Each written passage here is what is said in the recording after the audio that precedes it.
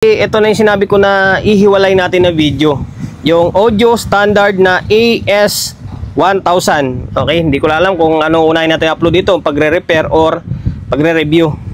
Basta iwalay lang natin yung video Bali, re-review natin para kahit papano meron kayong ideya in case na bumili kayo ng ganitong klaseng unit, diba? At least alam nyo yung mga laman loob niya. Okay, ito yung front panel. Inulit natin audio standard na AS1000 professional power amplifier. Ito yung front panel.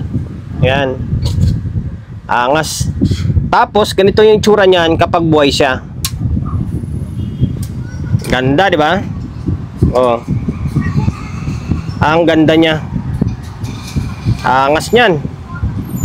Okay, wala siyang katulad sa mga CE series na active, clip, protect, and then signal. Ito naman parang biometer lang. Dito lahat ng indicator, pataas.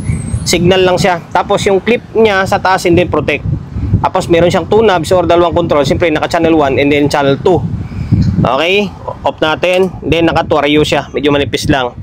Ngayon, dako tayo sa may pinaka laman loob niya. Ang ganda ng transformer. Yung transformer niya is kulang-kulang 8. Kulang-kulang 8. Ayan. Malapad siya na manipis kasi nga naka tuaryo lang. Ang ganda. Tapos kung tatanungin niyo ako kung copper or alum, base lang to sa paningin ko, obserbasyon lang kasi nga ayoko magkuskos. Parang copper siya kasi medyo mamula-mula, diba? Kita naman sa video, medyo mapula siya. Tingin ko copper ito. Okay? Tapos yung supply niyan ay ayan 100. Nakikita ba? Yan, 100, 50, 0, 50, 100. Okay?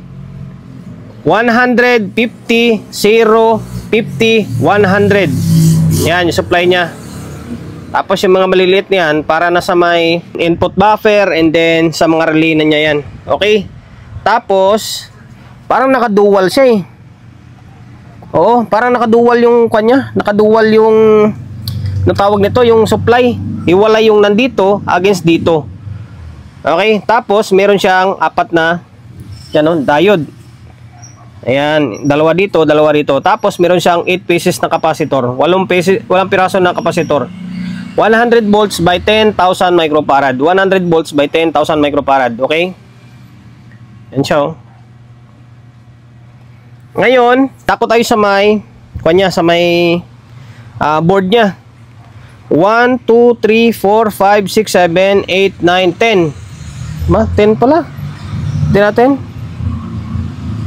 Oo, 10 talaga. 1, 2, 3, 4, 5, 6, 7, 8, 9, 10. Bali, naka 10 pairs pala siya. Okay, naka 10 pairs. By pairs yan pero itong isa is para sa drive to. Drive itong isa. Okay.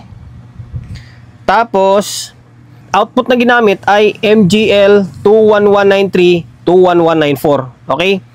Naka-MGL ito, take note naka-MGL ito, 21193, 21194. Tapos naka 10 pairs. Tapos meron siyang MOSFET na 70 and 10, 70 ampere na 1000 volts.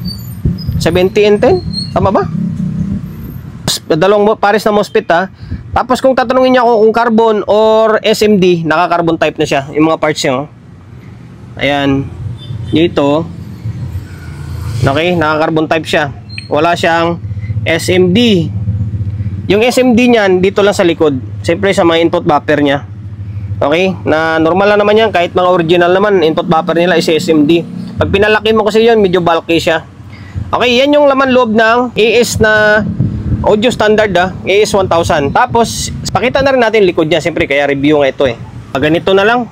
Hirapan ako magpaikot Ito yung back panel niya. Ay, kalimutan ko pala kanina, sa cooling system, meron siyang 4 na fan dalawang intake, ito, and then ito, pa-intake yan, papunta rito. Papunta sa may likuran. Tapos itong sa likuran, yan naman maghihigop palabas. Okay, higop naman palabas yan.